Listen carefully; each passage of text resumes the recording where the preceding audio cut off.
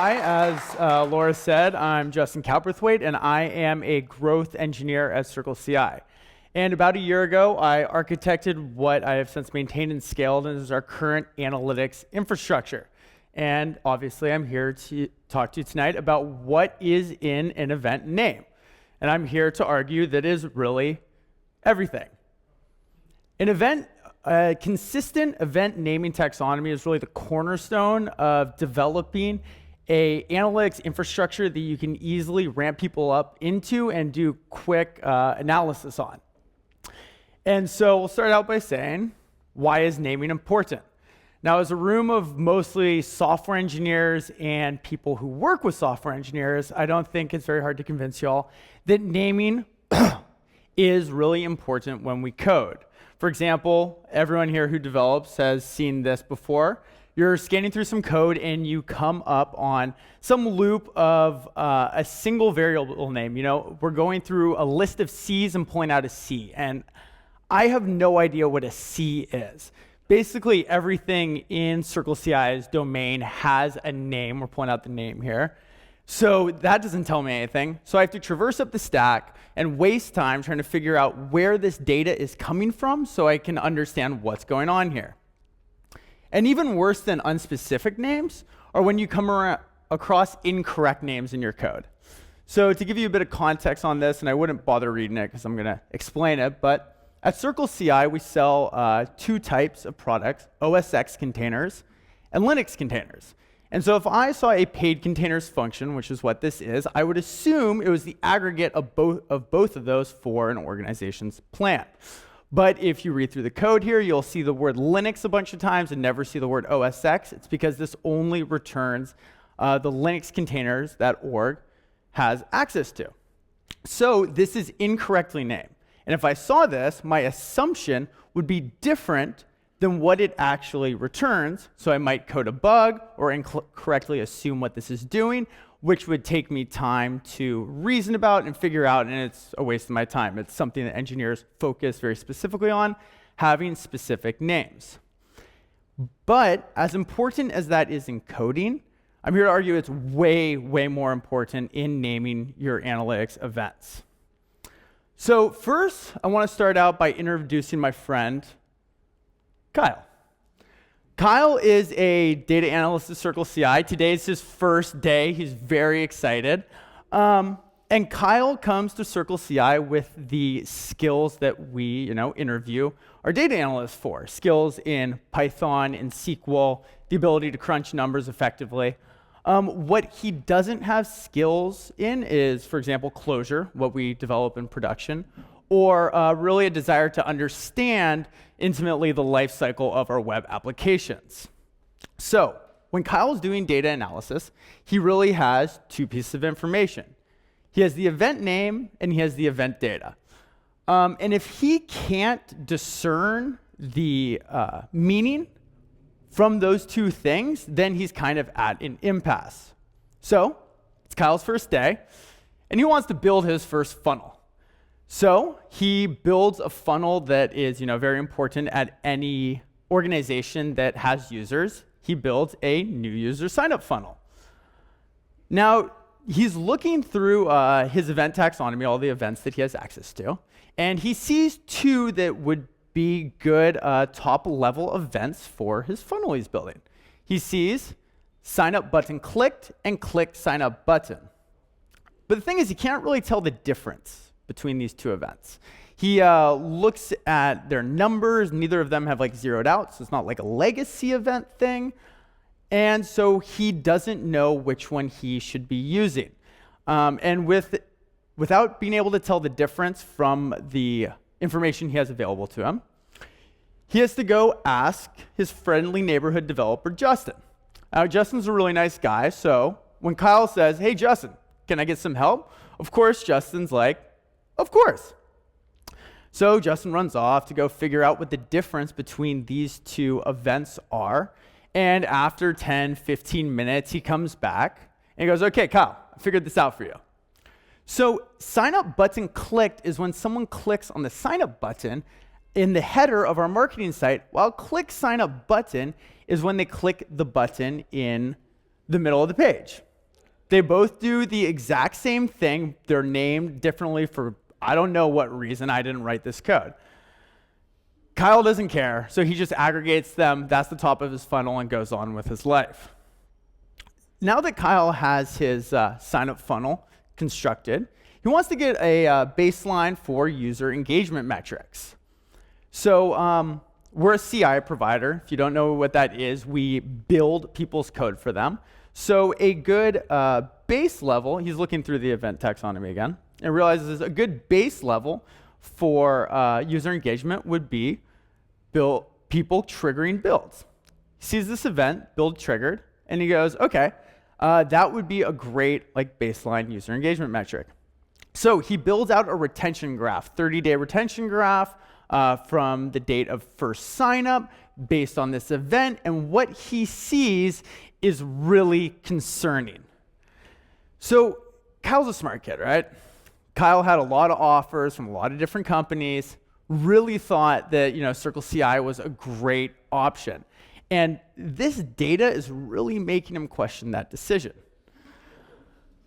But Kyle did his homework. There's been basically no employee attrition. Everyone seems really happy in the office, so this isn't really passing his sniff test. So what does he do? Well, he goes back to Justin to ask for a little more help. And Justin, of course, being a really nice guy, is like, thumbs up emoji. I got you. So Justin runs off to go figure out what's going on here, 10, 15 minutes, and comes back and is like, hey, Kyle, I figured it out. This build triggered event is not actually an aggregate of all the builds triggered. It's only representative of when someone clicks a button in our UI to trigger a build, 3 to 5% of all build triggers. So this is a terrible proxy for user engagement. And Kyle's like, okay, woo, thank God, and goes off to find a different event to use. Now, while Kyle and Justin are quick on their way to becoming BFFs, neither of them are on their way to becoming more efficient at their job. So, when developers are naming events as CircleCI, I like to tell them they should always be thinking about one thing, and that is WKWYT. And for those of you who aren't so into brevity, that would be, what would Kyle want you to do? And the answer is very simple. Kyle wants you to use specific, obvious names. Kyle wants you to use specific and obvious names so he can easily parse meaning as to what user action this event is representing. But it isn't enough just to use specific and obvious names. You really need a global event naming schema. And you might find yourself saying, but why? I can name my event super specifically and super obviously. I don't need no schema telling me what to do. And to basically prove to you that you're wrong, I'd like to look at a $606 billion a year industry, the US grocery store business, specifically the shampoo aisle. Now, I'm sure everyone here is pretty familiar with this image, and I don't know about anyone else, but personally, I really like just the normal shampoo. I don't know if I have voluminous hair, and I don't really know if I need more volume, so I'm trying to avoid all that stuff. So when I come here, this is a lot of information to parse through to figure out where the normal hair shampoo is. But luckily, the shampoo industry has done something really nice. They've come up with a label schema. So if you look up there at Head and Shoulders, up top you got brand, and then below you got style. You look, or Herbal Essence. But then if you look over at Head and Shoulders, it's the same thing. Now you move down to Vive, they got the same thing going on, Tresemme, and whatever that coconut one down at the bottom is, they all follow the same schema. So what does this mean? This means as a consumer, I can go to the grocery store, walk up to all this information, and quickly parse through it to find what I'm looking for, which is my Tresemme normal hair shampoo. And why does the shampoo industry do this?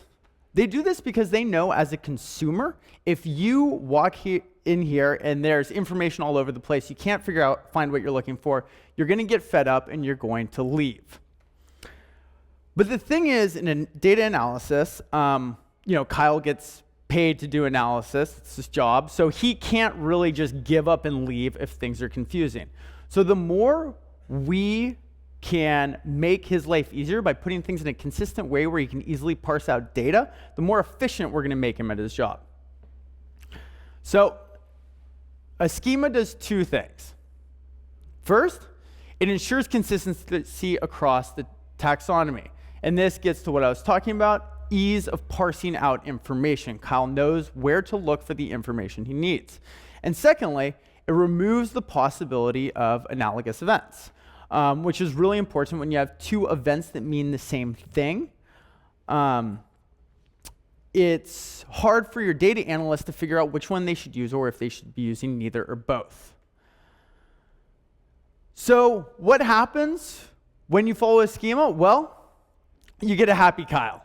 Because when you reduce Kyle's cognitive load, when you reduce the amount that he has to think about what the data means, you enable him to more efficiently do his job and more quickly deliver value to your team or your company. So now that we have hopefully accepted that a schema is really important in your event naming, we need to define that schema. So at CircleCI, when I was defining a schema, I asked myself some really simple questions. First, what do we care about? And the answer there is we care about users taking actions. And then more specifically, what do we care about users taking actions on? And we care about users taking actions on features on our site. So very simply, I came up with the schema, feature action with action in the past tense. To be honest, this is like pretty much completely arbitrary. It doesn't matter what order they're in or what tense they're in as long as it's always the same. Because when it's always the same, you get that consistency and you remove the possibility of analogous events. So now that we have a definition, let me walk you through a real funnel at CircleCI. First thing first, upgrade button impression. The user sees the upgrade button. Now, of course, I couldn't go ahead and make a rule unless I immediately broke it, because for those of you paying attention, you'll notice that impression isn't an action. Actually, it's not even a verb, it's a noun. But click and impression events are extremely ubiquitous in like analytics nomenclature. Pretty much any company I've been at, any analytics person I've spoken to speaks of clicks and impression events. And at the same time, if I was going to use impression, but it was going to be upgrade button impressed, I was worried that I was going to have Kyle over to me being like, how did you know that our developers thought our buttons were super impressive? Which is definitely not what I'm trying to represent here. So considering that impression events are about a third of all our events, and there's tons of examples for both of our developers and our analysts not to get confused by, I thought this was the one place it was okay to break that rule. So what's the second thing our user do in this flow? Well, they click on the button. That's upgrade button clicked. Nothing magical there. Follows the rule I set out. And then lastly, plan upgraded. We flip the bid in the database and we give that user or that organization access to more resources. Now, stepping away from the naming for a bit, I want to point out a distinction in this funnel, which I think is important for analytics when you're building funnels, which is that events are representative of the actual action the user is taking and not of a side effect of that action. I've seen places where people will put the plan upgrade event on the button click. But the button click actually sends off an API request. You might do some validation, and then finally you flip in the database. And because there's so much time between there, you don't want to have the plan upgraded event fire off the click, because then you're not building a specific analytics infrastructure, which is, of course, really important. So now that we have defined a schema, how do we enforce it? Because unless you're a developer working by yourself, and developer team of one, you will know that there's a huge difference between coming up with an architectural direction and actually getting people to follow it. So you need enforcement in code. But at the same time, you need something that's lightweight, because if your enforcement strategy is too heavy-handed, It'll become a burden on productivity, and only the most important features will actually have analytics on them, which of course is, again, not very good for building out a robust analytics infrastructure. I came up with something I like to call SDD, or Santa-Driven Development. Now, what is Santa-Driven Development? Well, I made a list, and I check it twice, and 3 and 4 and 5 times. So what I did is I took our seed list of event data and create a list, and then we validate against that list before we send the network request to our third-party analytics provider. If the event name is not in this list, we throw an error. So the developer has to go and actually manually add it. Of course, we don't do this in production because having malformed data is better than having no data at all, but obviously, having good data is better than malformed data, so we do it in development to hopefully force our developers to go and add to this list. And now, keeping a list has three really key benefits. First off, there's an explanation of the schema at the top of the list. So the blue up at the top is a comment block where I've actually written out the schema. You know, feature, action, in the past tense, all of that. So that hopefully, when a developer comes here to add the event, they see the way it should be named and add it within the schema. Second, developers are adding to a list of known good values. So if a developer comes here, they don't see the comment section, they go to add it at the bottom of the list. Hopefully, at least through the process of osmosis, they will see the way all the events around them are named and name their event in the same format. And third, there's a single source of truth. So this gives me a place to go and check that there hasn't been drift away in the taxonomy away from the schema, and that everything is still the way it should be defined. And I've actually caught multiple events that fell outside the schema this way and been able to fix them within days of them being launched before they can become really baked into our analytics infrastructure. So what is in the event name is just as important as what is not.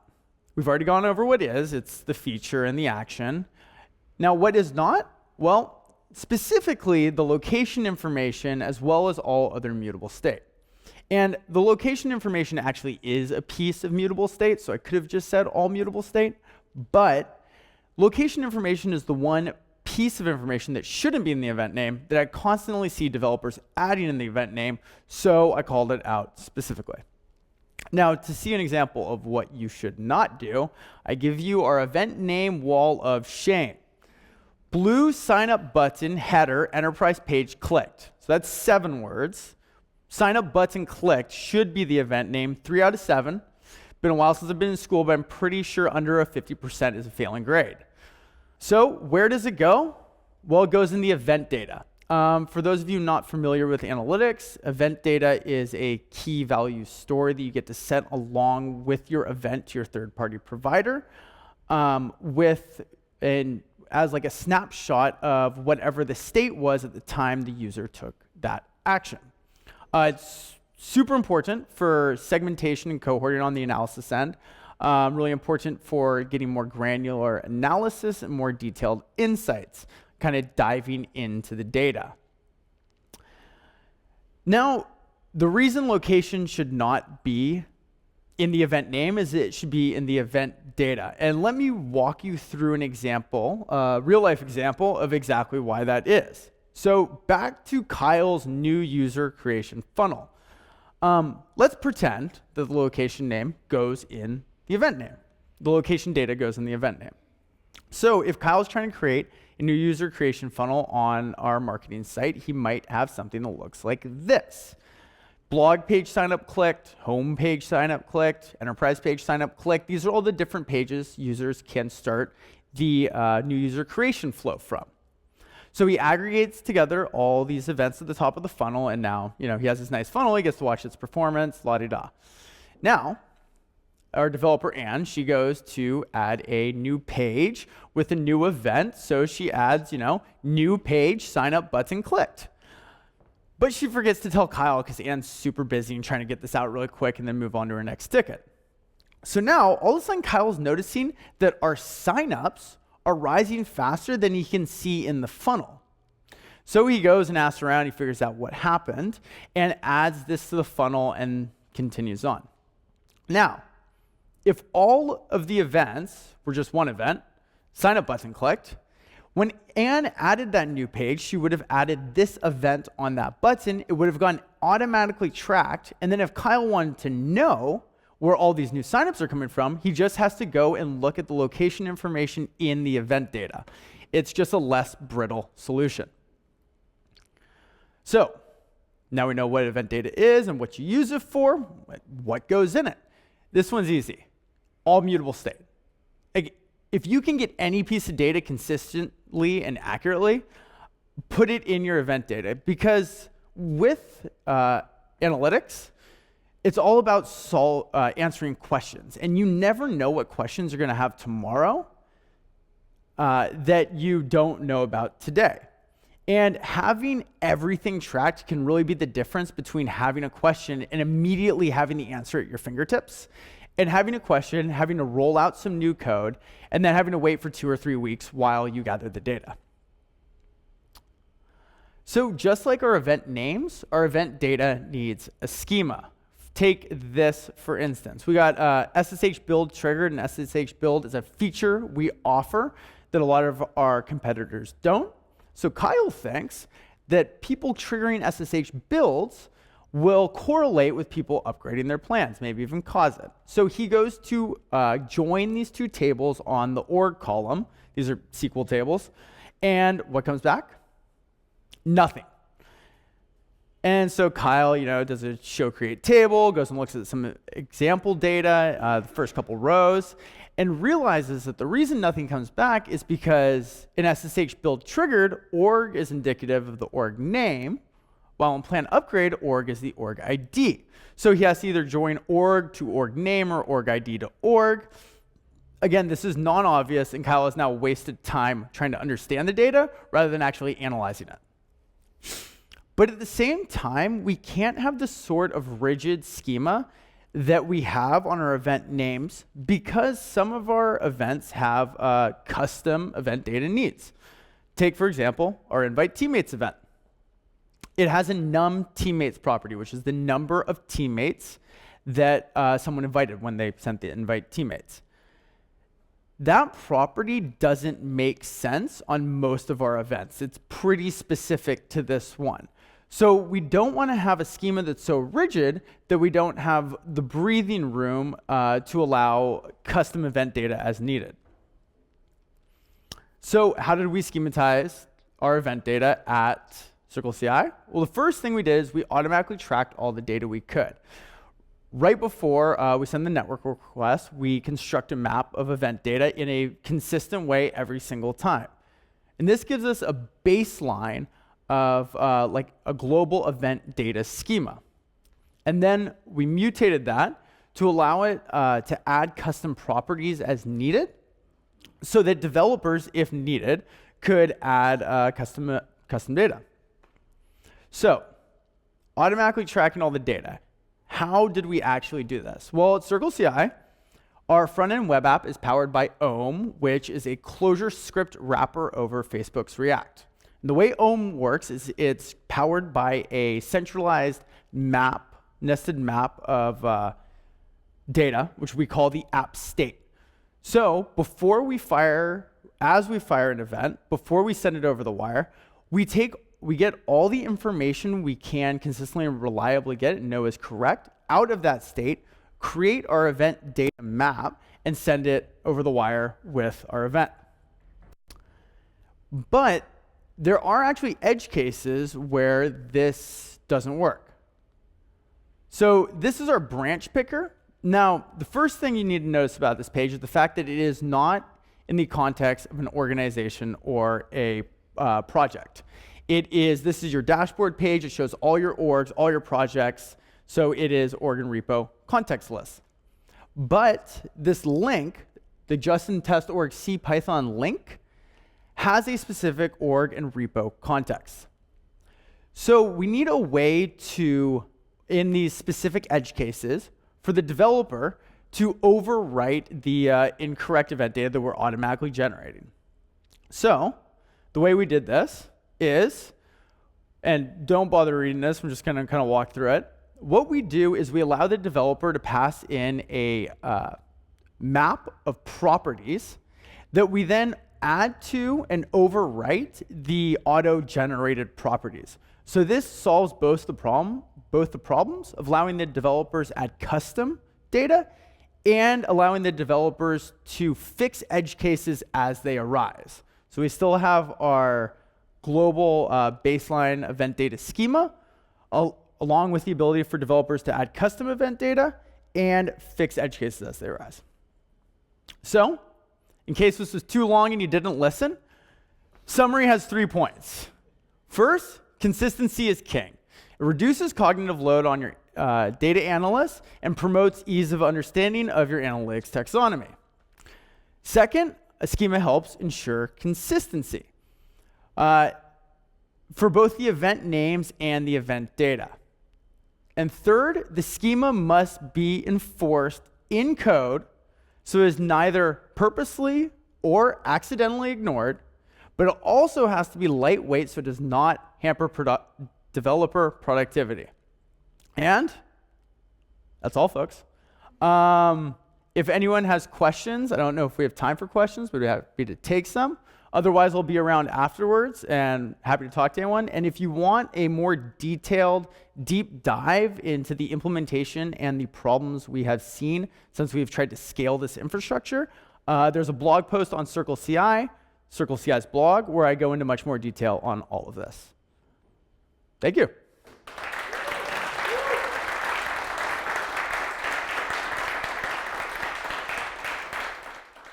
The way that we've solved that is actually we track all the A/B test treatments that a user is in automatically. Actually, here, if I go, can I go back? I think I can. Okay, so you can see the A/B test treatments in the map right there. It's the second thing we actually merge in. So the auto tracked kind of is part of the auto track. But so that way we know, like, if you're on the home page and you're in A/B test treatment, you know, button header, the button's in the header, or if you're in A/B test treatment button footer, it's in the footer. So we can just infer from the user's or the event's A/B test data where the button was when that click event was fired. So that's how we've solved that so far, and that was actually something I was working on like all day today, was specifically that problem. And then for the second piece, that is a very interesting one because all the third-party analytics providers out there do not do any sort of entity level funnel above that of the user, which is kind of problematic, and I'm surprised no one's really solved it yet. But so the only way we do that is that we have Kyle, who's actually a real person. So we have to create org level funnels in SQL. All our event data goes both to Amplitude, which is Mixpanel competitor, third-party analytics provider, and into our own SQL warehouse.